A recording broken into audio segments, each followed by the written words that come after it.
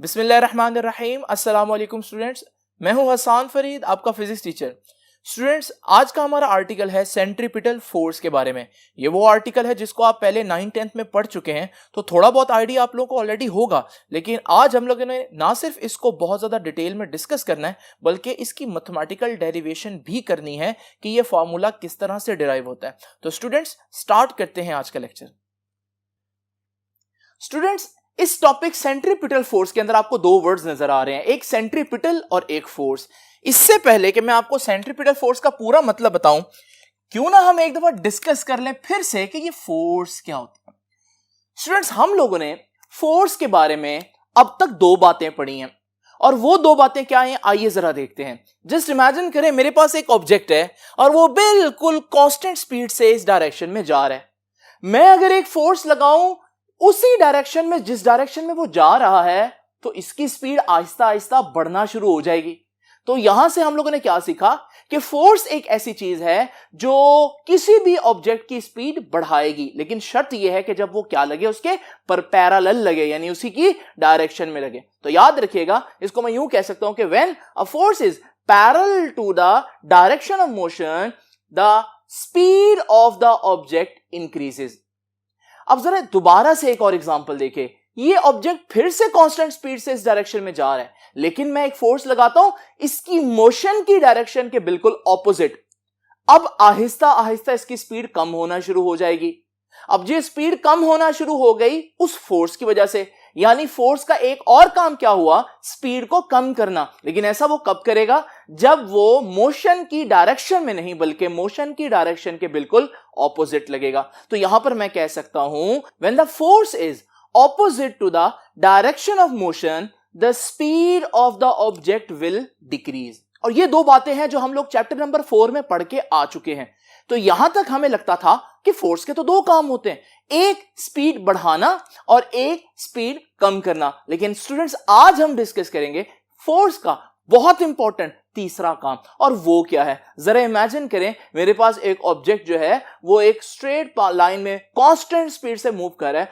अब मैं इस पे एक फोर्स लगाऊंगा, ना ही पैरेलल ना ही ऑपोजिट बल्कि परपेंडिकुलर, और इस सूरत में आप देखेंगे कि ये ऑब्जेक्ट आहिस्ता आहिस्ता एक सर्कुलर पाथ में मूव करना शुरू कर देगा। दूसरे अल्फाज में ये ऑब्जेक्ट जो है वो हमारे पास डायरेक्शन चेंज कर लेगा, स्पीड नहीं।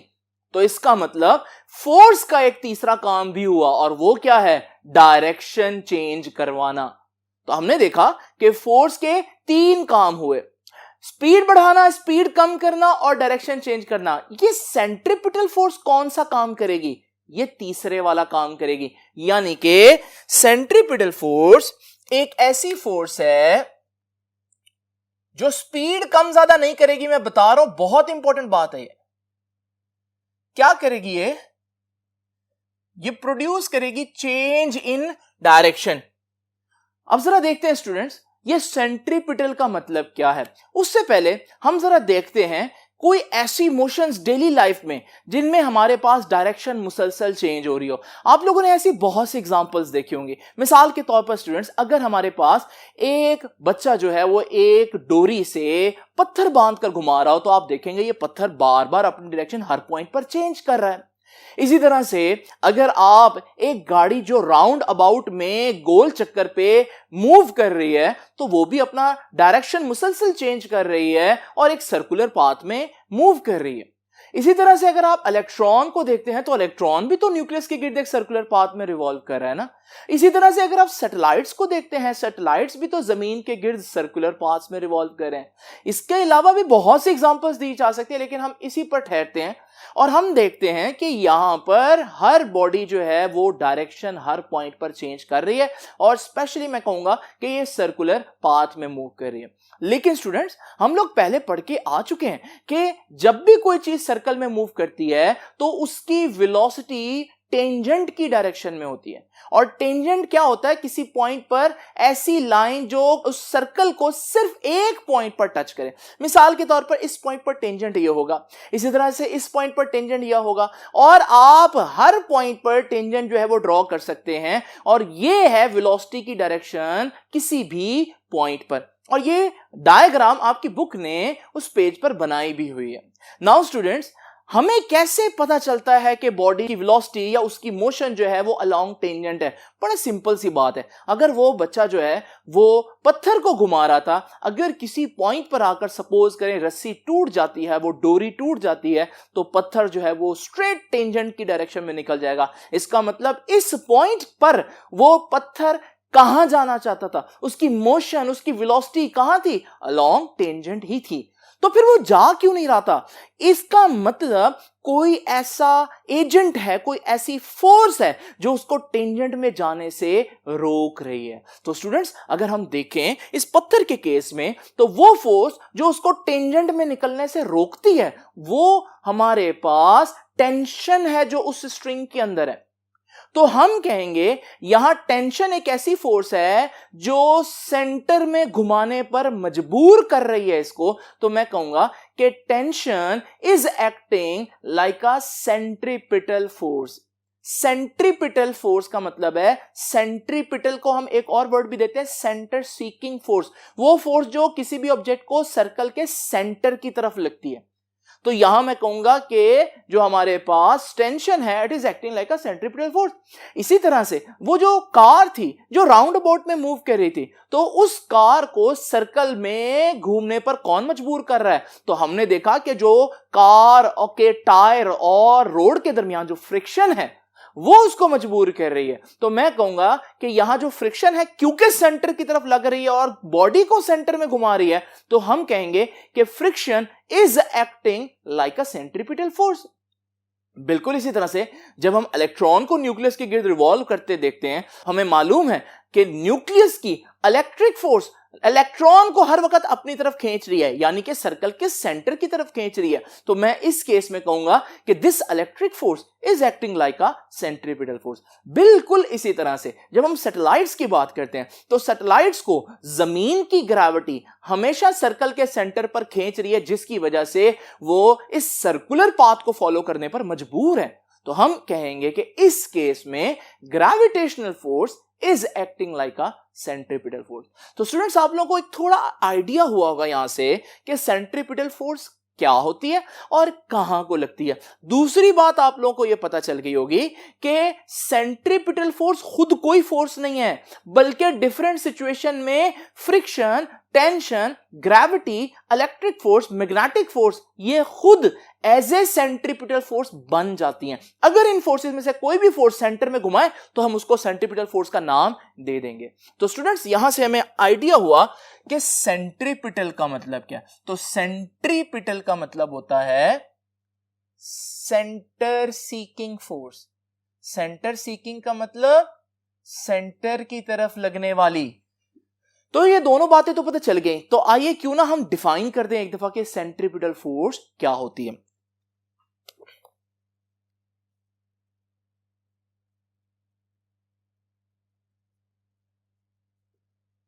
तो जैसे कि आप लोग जान ही चुके हैं कि सेंट्रीपिटल फोर्स वो फोर्स है जो किसी भी ऑब्जेक्ट को सर्कल में घुमाती है। अगर ये ना हो तो ऑब्जेक्ट स्ट्रेट लाइन में मूव करेगा, जैसे न्यूटन का फर्स्ट लॉ कहता था। तो अगर हम कहेंगे सेंट्रीपिटल फोर्स को डिफाइन कैसे करना है, तो हम यूं करेंगे कि centripetal force is the force that is needed, जो हमें चाहिए होती है। क्यों चाहिए होती? Needed to bend the normally straight path of a body into a circular path। तो सेंट्रीपिटल फोर्स वो फोर्स है जो किसी भी स्ट्रेट लाइन मोशन को कर्व करके सर्कुलर मोशन में ले आए। नाउ स्टूडेंट्स, सेंट्रीपिटल फोर्स को जब भी हम सिंबल देंगे तो याद रखिएगा सेंट्रीपिटल फोर्स का सिंबल होगा F, जो फोर्स का सिंबल होता है, साथ छोटा सा C लगाएंगे तो ये हमारे पास सेंट्रीपिटल फोर्स को रिप्रेजेंट करेगा। जरा देखते हैं स्टूडेंट्स, इसके यूनिट क्या होगा। अब हमें मालूम है फोर्स का यूनिट तो न्यूटन होता है, और ये सेंट्रीपिटल फोर्स है तो फोर्स ही ना, तो फिर इसका यूनिट भी क्या होगा, न्यूटन ही होगा। और याद रखिएगा हम इसको किलोग्राम मीटर पर सेकंड स्क्वायर भी कह सकते हैं, क्योंकि आप जानते हैं कि 1 न्यूटन किलोग्राम मीटर पर सेकंड स्क्वायर के बराबर होता है। और फिर हम यहां से यह भी कह सकते हैं कि इसकी डायमेंशन क्या होगी। नाउ स्टूडेंट्स, डायमेंशन का तरीका मैंने आप लोगों को चैप्टर नंबर 1 में सिखाया है, और वो ये है कि अगर आपके पास बेस यूनिट्स हो तो डायमेंशन निकालना किसी किस्म का कोई मसला नहीं है। आप लोग क्या करें, किलोग्राम क्या है, मास, तो मास की जगह कैपिटल एम लिख दें। मीटर क्या है, लेंथ, उसकी जगह कैपिटल एल लिख दें। सेकंड क्या है, टाइम, उसकी जगह कैपिटल टी लिख दें और वही पावर्स रहने दें और स्क्वायर ब्रैकेट लगा दें। लो जी, ये हो गई हमारे पास सेंट्रीपिटल फोर्स की डायमेंशन। ये वही डायमेंशन है जो फोर्स की डायमेंशन होती है, क्योंकि सेंट्रीपिटल फोर्स भी एक फोर्स ही है। नाउ स्टूडेंट्स, एक और बात कि ये कैसी क्वांटिटी है। आपको मालूम है जब मैं क्वांटिटी की बात करता हूं तो मैं क्या बात कर रहा हूं बेसिकली, कि ये स्केलर है या वेक्टर।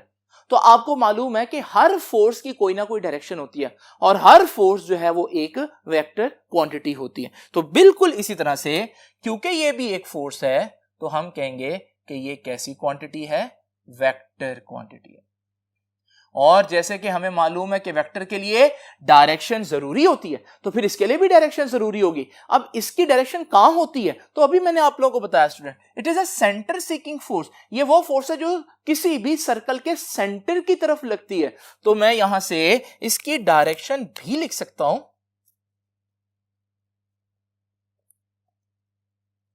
और वो डायरेक्शन होगी कि it is always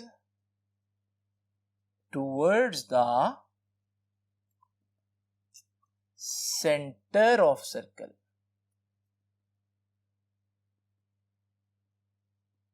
along radius।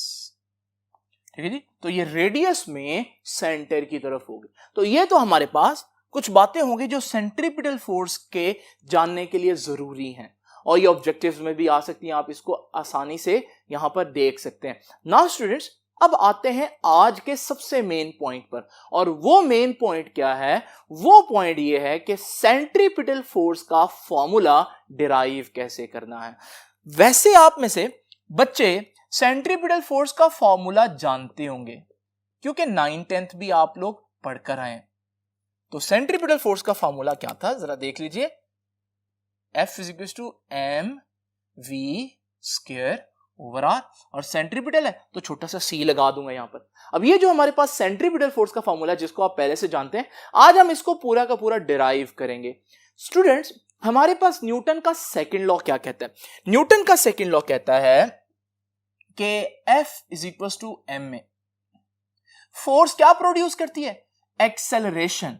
अगर आप सेंट्रीपिटल फोर्स फाइंड आउट करना चाहते हैं तो सबसे पहले तो आपको एक्सेलरेशन फाइंड आउट करना पड़ेगा, और क्योंकि ये सेंट्रीपिटल फोर्स है तो इस एक्सेलरेशन को मैं सेंट्रीपिटल एक्सेलरेशन कहूंगा। तो बिल्कुल मैथमेटिकल डेरिवेशन में भी हम ऐसे ही करेंगे, पहले हम एक्सेलरेशन फाइंड आउट करेंगे और फिर उसके बाद हम फोर्स फाइंड आउट कर लेंगे। तो स्टूडेंट जरा देखते हैं इसकी मैथमेटिकल डेरिवेशन को।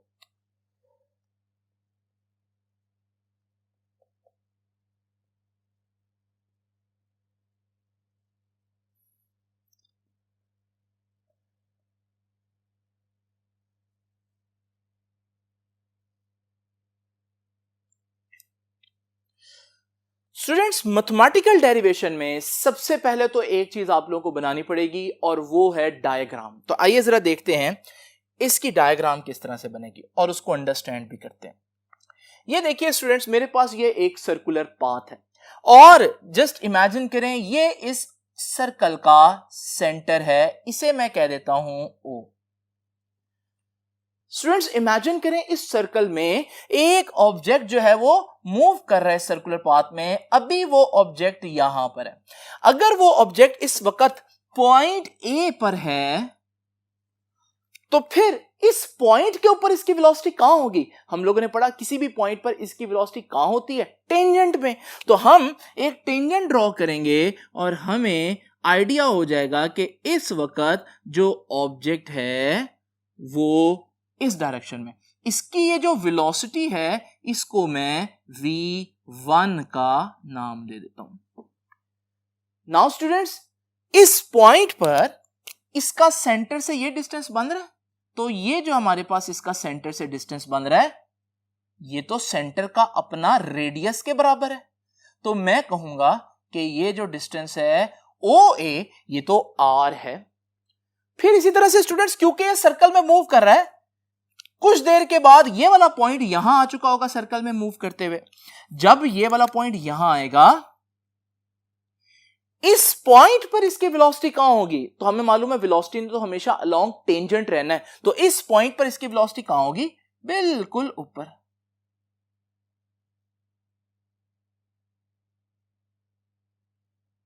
तो ये स्टूडेंट्स इस पॉइंट पर इसकी वेलोसिटी होगी, इसे मैं v2 कह देता हूं। और ये जो पॉइंट है इस पॉइंट को मैं पॉइंट B कह देता हूं। इस पॉइंट पर इसका सेंटर से जो डिस्टेंस है वो ये बन रहा होगा, तो ये भी तो सर्कल का रेडियस ही है, तो मैं इसको भी R कह देता हूं।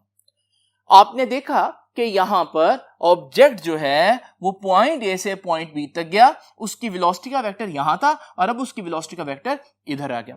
आपको मालूम है वेलोसिटी एक वेक्टर क्वांटिटी है, अगर की वेक्टर क्वांटिटी की डायरेक्शन चेंज हो तो वो क्वांटिटी चेंज हो जाती है। यानी कि मैं कह सकता हूं भले इस सर्कल में मूव करते हुए अगर ऑब्जेक्ट की स्पीड कांस्टेंट रखूं, 20 की स्पीड से मूव करे तो 20 ही रखूं, फिर भी स्पीड कांस्टेंट रखते हुए भी वेलोसिटी कांस्टेंट नहीं होगी, क्योंकि वेलोसिटी वेक्टर क्वांटिटी है और वेलोसिटी की डायरेक्शन इंपॉर्टेंट होती है। यहां इसकी डायरेक्शन इधर को है जबकि यहां इसकी डायरेक्शन इधर को है, तो वेक्टर जो है वो यहां से यहां आते हुए रोटेट कर गया। और जब वेक्टर जो है वो हमारे पास डायरेक्शन चेंज कर ले तो वो क्वांटिटी कांस्टेंट नहीं होती। तो यहां पर मैं एक इंपॉर्टेंट बात कहूंगा कि suppose an object is moving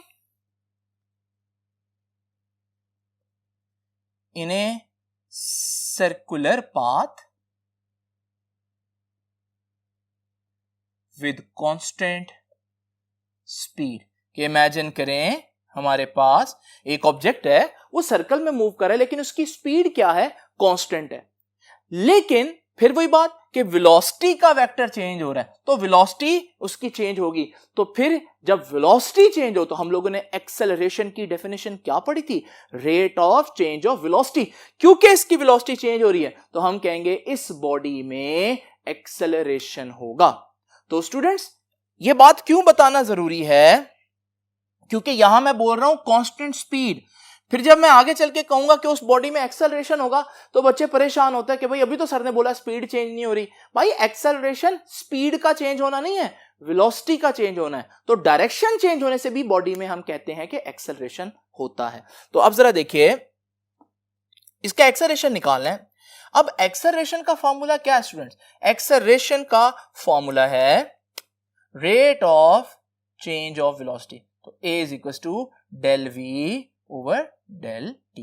इसे मैं इक्वेशन नंबर 1 कह देता हूं। अब ये हमारे पास एक्सेलरेशन का फॉर्मूला आ गया, लेकिन हम लोगों ने एक और फॉर्मूला भी पढ़ा है और वो ये है कि वी नो दैट, हम लोगों ने पढ़ा S is equal to VT। ठीक है जी, ये फॉर्मूला हम लोगों ने काइनेमैटिक्स में पढ़ा न्यूटन्स की इक्वेशन में कि डिस्टेंस निकालना तो स्पीड को टाइम से मल्टीप्लाई कर दो, तो S is equal to VT। और यहां टाइम को मैं T की बजाय अगर डेल्टा T कह दूं तो कोई इश्यू नहीं होगा, ये वही इक्वेशन ही है। अब यहां से मैं अगर डेल्टा T निकालूं रीअरेंज करके तो मैं कह सकता हूं कि डेल्टा T को इधर रखते हैं और ये V इधर मल्टीप्लाई हो रहा है उधर जाकर डिवाइड हो जाएगा, तो आ जाएगा delta T is equal to S over V। अब ये जो इक्वेशन है ये डेल्टा T की वैल्यू है। मैं इस डेल्टा टी की वैल्यू को इक्वेशन नंबर 1 के डेल्टा टी में पुट करूंगा अभी। तो ये देखिए स्टूडेंट्स, जब मैं ऐसा करूंगा तो हमारे पास ये वैल्यू ऊपर चली जाएगी, तो एक्सेलरेशन का फॉर्मूला क्या आ जाएगा, delta we divided by delta T था, और डेल्टा टी की जगह क्या लिखूंगा, एस ओवर वी। और आपको मालूम है ये v डिनोमिनेटर में भी डिनोमिनेटर में है, तो आपको पता है ऐसी चीज तो ऊपर चली जाती है, तो हम कहेंगे कि ये हमारे पास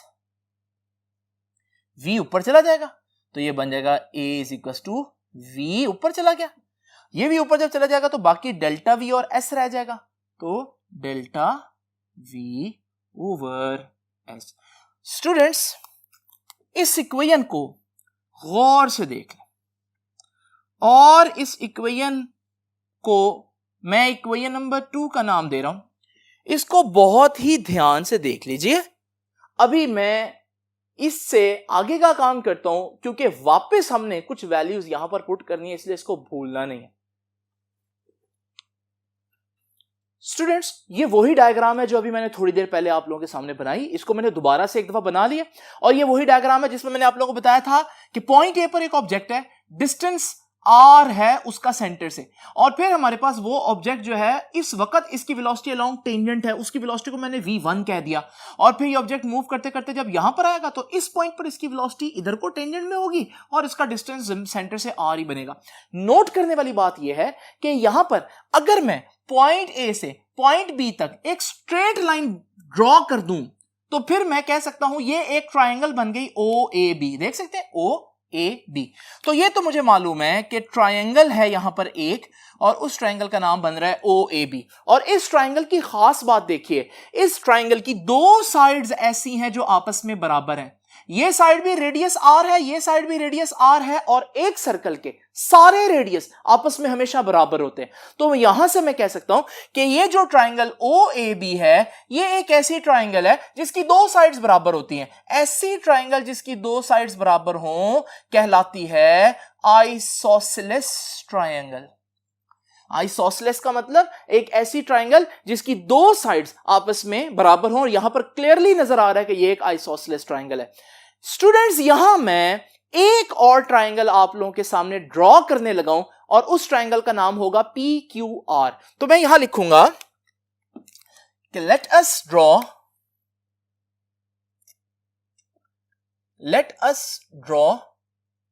अ ट्राइंगल, कि आए हम एक ट्राइंगल ड्रॉ करते हैं। कैसी ट्राइंगल? PQR। अब क्या जैसी मर्जी ड्रॉ कर लूं? नहीं बच्चों, यहां पर ये जो ट्राइंगल PQR है, ये ड्रॉ करते हुए बहुत ही ध्यान से देखना है आप लोगों ने कि मैं ये कैसे ड्रॉ करता हूं। ये देखिए, ये वो डायग्राम है जो मैंने अभी आप लोगों के सामने बनाई है। आइए जरा इसको एनिमेट करते हैं। इस ट्राइंगल में अगर आप देखें, ये एक वेलोसिटी का वेक्टर v1 है, और ये वेलोसिटी का वेक्टर v2 है। आइए जरा बाकी सारी चीजें भुला देते हैं और इन वेक्टर्स की टेल्स को आपस में ज्वाइन करते हैं। जब ये वेक्टर्स की टेल आपस में ज्वाइन करेंगे तो ये जो हमारे पास वेलोसिटी v1 का वेक्टर है, इसको मैं pq का नाम दे देता हूं, और ये वेक्टर v2 का है, इसको मैं pr का नाम दे देता हूं। और स्टूडेंट्स आप देख रहे हैं कि ये आपका असल वेक्टर था v1, और ये वेक्टर इतना रोटेट हो गया है, यानी कि वेलोसिटी इतना चेंज हुई है। तो यहां से मैं वेलोसिटी के चेंज को बताने के लिए एक और वेक्टर ड्रॉ कर सकता हूं जो स्टार्टिंग वेक्टर के हेड से आखिरी वेक्टर के हेड तक होगा। ये जो नया वेक्टर है ना, इसे हम बोलेंगे ये डेल्टा v, यानी कि वेलोसिटी के चेंज को शो कर रहा है। और अब अगर आप देखें, ये हमारे पास ट्राइंगल बन गए कि नहीं बन गए, PQR। तो ये ट्राइंगल जो मैं कह रहा हूं कि let us draw a triangle PQR, क्या ऐसे ही बना देनी है? नहीं, ऐसे नहीं बना देनी, ऐसे बनाना है इसको कि सच दैट, इस तरह से ड्रॉ करें कि जो V, जो हमारे पास साइड होगी ना PQ साइड, वो इस वेक्टर के लेंथ जितनी हो। ठीक हो गया जी? और जो हमारे पास दूसरी साइड होगी PR, जो मैंने अभी आपको दिखाई, वो इस वेक्टर के लेंथ जितनी हो।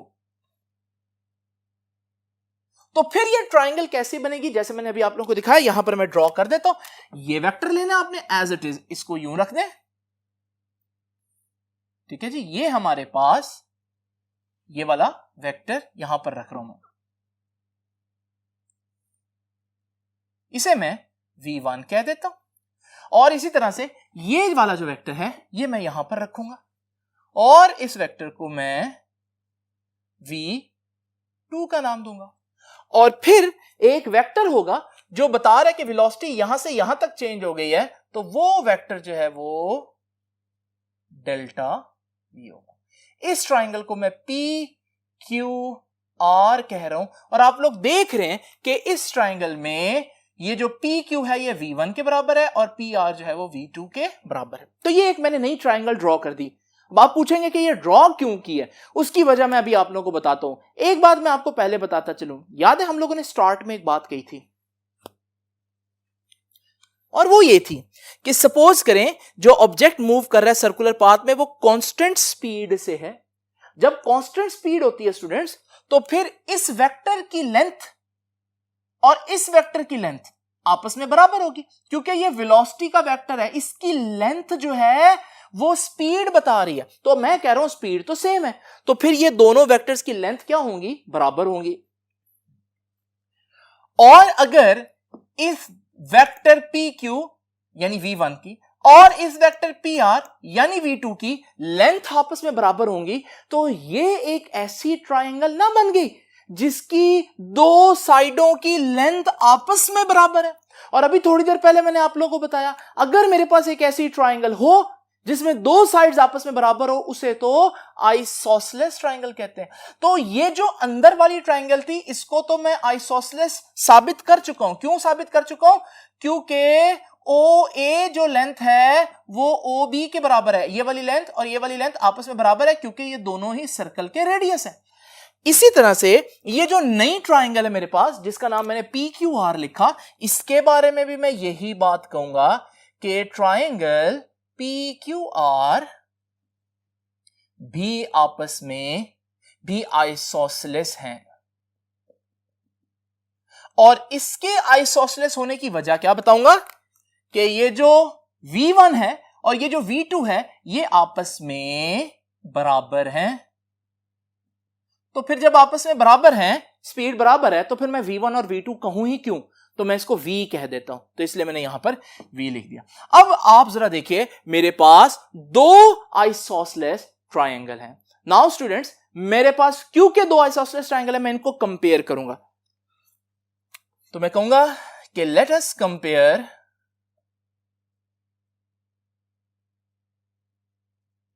Triangle OAB and triangle PQR।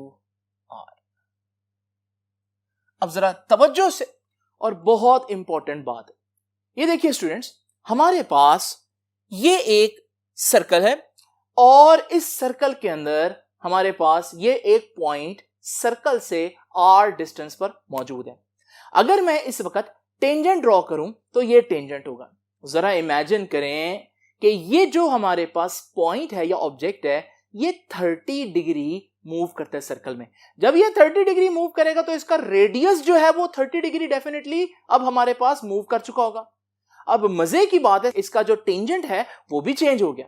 अगर आप स्टार्टिंग टेंजेंट के साथ कंपैरिजन करें जो नया टेंजेंट है, तो आप देखेंगे टेंजेंट्स ने भी 30 डिग्री ही आपस में बनाया। यानी कि जितना वो रेडियस ने एंगल बनाया है, उतना ही उस रेडियस पर बनने वाला टेंजेंट ही एंगल बनाता है। तो यहां से मैं क्या कहूंगा कि हमारे पास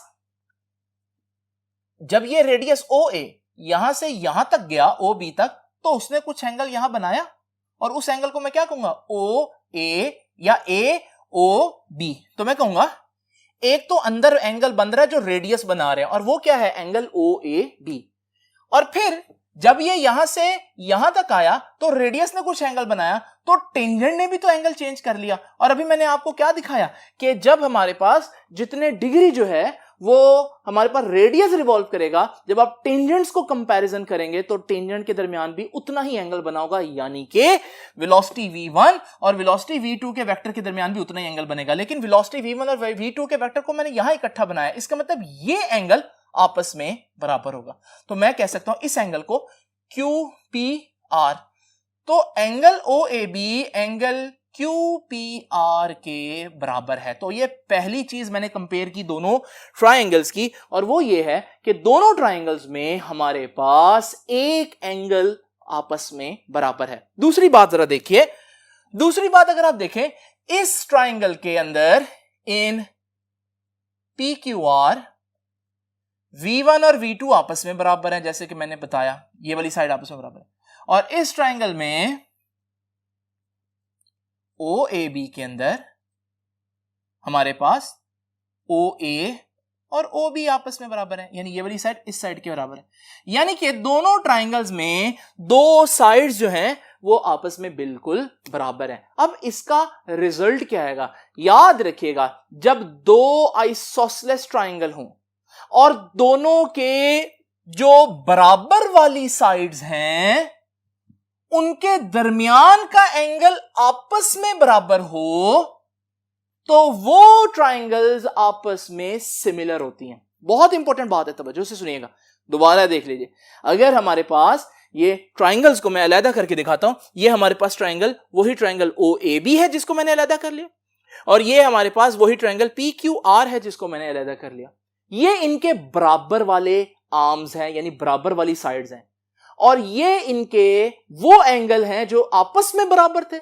जब दो आइसोसेलेस ट्रायंगल के दो एंगल्स आपस में बराबर हो, कौन से वाले दो एंगल्स? बराबर साइड के दरमियान में बनने वाले बराबर एंगल्स हो, तो फिर हम कहेंगे वो आपस में सिमिलर होती हैं। और आपकी बुक ये यहां पर कह रही है कि ये एग्जैक्ट लाइन आप इसको देखेंगे और इसको एज इट इज लिखेंगे भी। तो स्टूडेंट्स यहां से हम कह सकते हैं कि रिजल्ट क्या आया कि हेंस,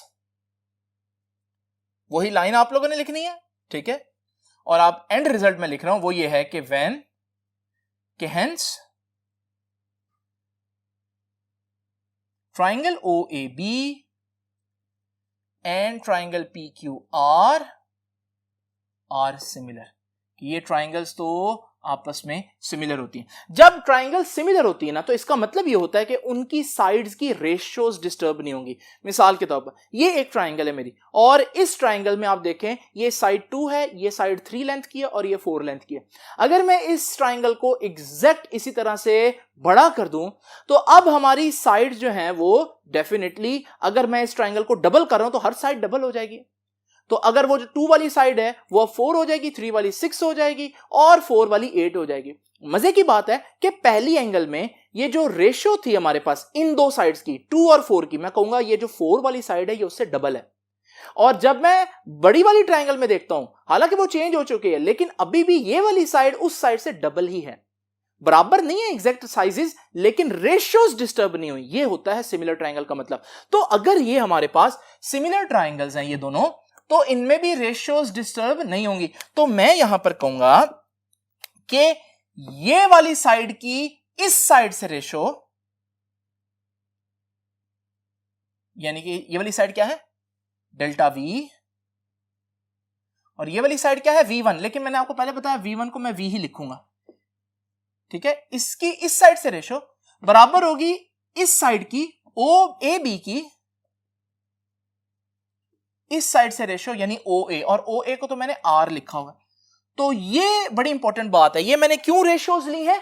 क्योंकि ये कौन सी ट्रायंगल है? Similar triangle. और सिमिलर ट्रायंगल्स जो होती है उनमें क्या होता है? रेशियोज डिस्टर्ब नहीं होती, साइड्स डिस्टर्ब हो जाती हैं, लेकिन साइड्स की जो रेशियोज होती हैं वो हमारे पास वही रहती हैं। तो स्टूडेंट्स ये हो गया हमारे पास ये वाली इक्वेशन। अब इसमें ये जो AB है ना, इसको जरा ध्यान से देखें। ये AB क्या है? आपको याद है मैंने ये लाइन जोड़ दी थी सीधी, लेकिन असल में तो AB ये है ना, ये वाली चीज ये, और ये तो हमारे पास स्ट्रेट लाइन नहीं है, यानी AB जो है वो एक स्ट्रेट लाइन नहीं है, बल्कि वो एक कर्व्ड लाइन है जिसे हम आर्क कहते हैं, और आर्क का निशान ये है। तो मैं कहूंगा AB एक आर्क है, लेकिन हम तो ट्रायंगल बोल रहे हैं। तो अगर मैं ट्रायंगल के तौर पर ये सारा केस सॉल्व करना चाहता हूं तो ये AB कर्व नहीं बल्कि एक स्ट्रेट लाइन होनी चाहिए। अगर आप इसको एनिमेट करके देखें तो आप कहेंगे कि जब हमारे पास ये कर्व जो है ये ए बी है, अगर ये काफी ज्यादा कर्व है, लेकिन अगर मैं दोनों पॉइंट्स ए और बी को करीब लाता जाऊं तो करीब लाऊंगा तो ये कर्व छोटी होती जाएगी और एक वक्त आएगा ए और बी इतने करीब आ जाएंगे कि अगर मैं ए और बी के दरमियान बनने वाली कर्व देखूं तो वो कर्व नहीं, तकरीबन एक स्ट्रेट लाइन ही नजर आएगी। और ऐसा कब होगा? जब ए और बी इतने करीब आ जाएंगे कि मैं कहूंगा ये तब इतने करीब आएंगे जब टाइम ना होने के बराबर गुजरा हो, यानी बहुत थोड़ा गुजरा। तो अगर ए और बी बहुत करीब हो यानी कि टाइम बहुत थोड़ा गुजरे तो फिर कर्व ए बी को लाइन ए बी कहा जा सकता है। तो मैं कहूंगा कि if time delta T approaches 0 तो क्या होगा? Then point A and point B are so close, इतना करीब होंगे दैट ए बी की कर्व क्या बन जाएगी? ए बी की लाइन बन जाएगी, यानी कि ए और बी के दरमियान जो कर्व डिस्टेंस है वो ऑलमोस्ट एक स्ट्रेट डिस्टेंस बन जाएगा। और जब वो स्ट्रेट डिस्टेंस बन जाएगा तो हम उसको डिस्टेंस एस कह सकते हैं। तो ये ए बी की वैल्यू एस मैं यहां पर पुट करूंगा, लेकिन ये हमेशा नहीं होगा, ये तब होगा जब बहुत थोड़ा टाइम गुजरेगा। तो ये हमारे पास इक्वेशन ऊपर वाली, अब मैं दोबारा नीचे लिख रहा हूं कि delta V over V is equal to A B की जगह एस आ जाएगा और डिवाइडेड बाय आर आ जाएगा।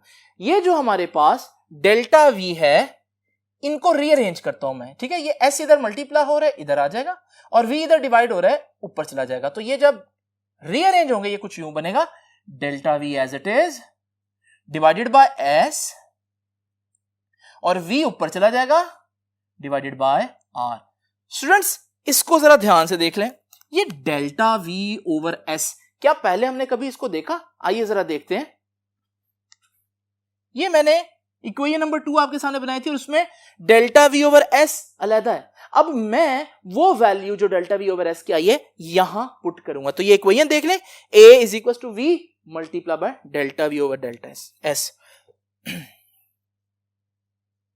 तो ये है a is equal to v into delta v over s। Now students वो जो डेल्टा v ओवर s की वैल्यू है v ओवर r वो यहां पुट करता हूं तो ये बन जाएगा v एज इट इज आ जाएगा और डेल्टा v ओवर s की जगह v ओवर r। तो स्टूडेंट्स ये बन गया v स्क्वायर ओवर r। लो जी एक्सेलरेशन आ गया। ये वो एक्सेलरेशन है जिसे मैंने स्टार्ट में सेंट्रीपिटल एक्सेलरेशन का नाम दिया था। तो इसके साथ मैं छोटा सा सी लिखूंगा। और एक और बड़ी इंपॉर्टेंट बात, आपने देखा ये वैल्यू तब आई है जब मैंने ये बात सपोज की है कि डेल्टा टी अप्रोच करेगा 0 को, और जब डेल्टा टी अप्रोच करेगा 0 को उस वक्त जो एक्सेलरेशन आएगा वो एक लम्हे का एक्सेलरेशन होगा, जैसे हम लोगों ने पहले पढ़ा था। इसलिए जो सेंट्रीपिटल एक्सेलरेशन है याद रखिएगा उसको इंस्टेंटेनियस एक्सेलरेशन भी कहेंगे क्योंकि वो एक लम्हे का है।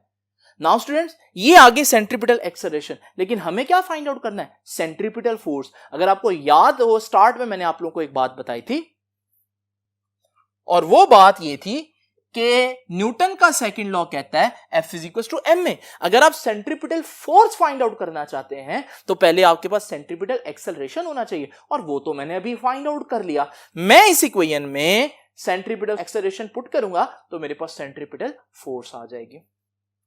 तो यहां मैं लिखता हूं कि as F is equal to ma, क्योंकि हमें पता है F is equal to ma होता है, तो ये सेंट्रीपिटल एक्सेलरेशन सेंट्रीपिटल फोर्स।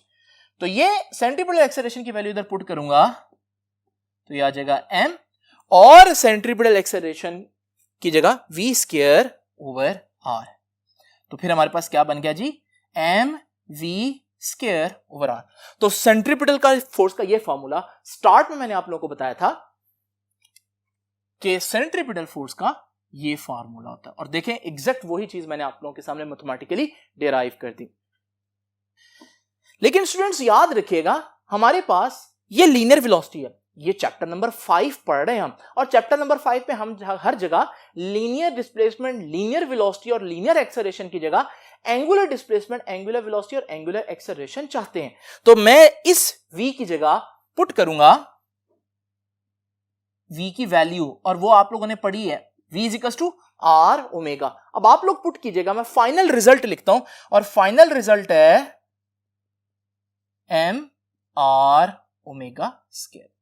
तो ये दोनों ही सेंट्रीपिटल फोर्स के ही फार्मूले हैं, ये लीनियर वेलोसिटी के केस में, और अगर आप एंगुलर वेलोसिटी पुट कर दें तो फिर ये आ जाएगा, लेकिन एक ही चीज है। तो ये तो हो गया सेंट्रीपिटल फोर्स। तो आपने देखा कि अगर आपको सेंट्रीपिटल फोर्स चाहिए तो आपको सेंट्रीपिटल एक्सेलरेशन निकालना पड़ेगा पहले। और सेंट्रीपिटल एक्सेलरेशन क्या है?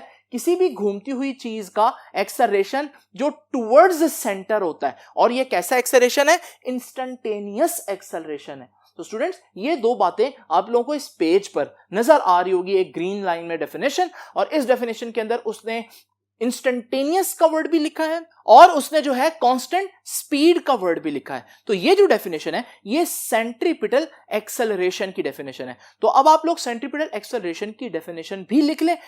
मैं यहां पर सिर्फ हेडिंग बना देता हूं, लेकिन आप लोगों ने अब ये एग्जैक्ट ग्रीन लाइन में जो लिखी हुई है चीज एज इट इज लिख देनी। सेंट्रीपिटल एक्सेलरेशन की डायरेक्शन कहां होगी? आपको मालूम है एक्सेलरेशन कहां होता है? जहां फोर्स होती है। जब कोई चीज सर्कल में मूव कर रही हो तो फोर्स कहां होती है? मैंने बताया सेंट्रीपिटल फोर्स है तो सेंटर की तरफ होगी। बिल्कुल इसी तरह से सेंट्रीपिटल एक्सेलरेशन भी सेंटर की तरफ ही होगा, और रेडियस में होगा। ये रेडियस बन रहा है, इस वजह से सेंट्रीपिटल एक्सेलरेशन को रेडियल एक्सेलरेशन भी कहते हैं। तो स्टूडेंट्स, ये याद रखिएगा, इसका दूसरा नाम centripetal acceleration is called radial acceleration, क्योंकि है along radius, towards centre but radius में। नाउ स्टूडेंट्स, अब एक और बहुत इंपॉर्टेंट बात, और वो ये है कि अगर आप देखें कि ये जो दो वेक्टर्स हैं, इन दो वेक्टर्स को अगर मैं इकट्ठा जोड़ूं तो ये जो वेक्टर है ये डेल्टा वी है, ये डेल्टा वी है। और एक्सेलरेशन का फार्मूला क्या होता है?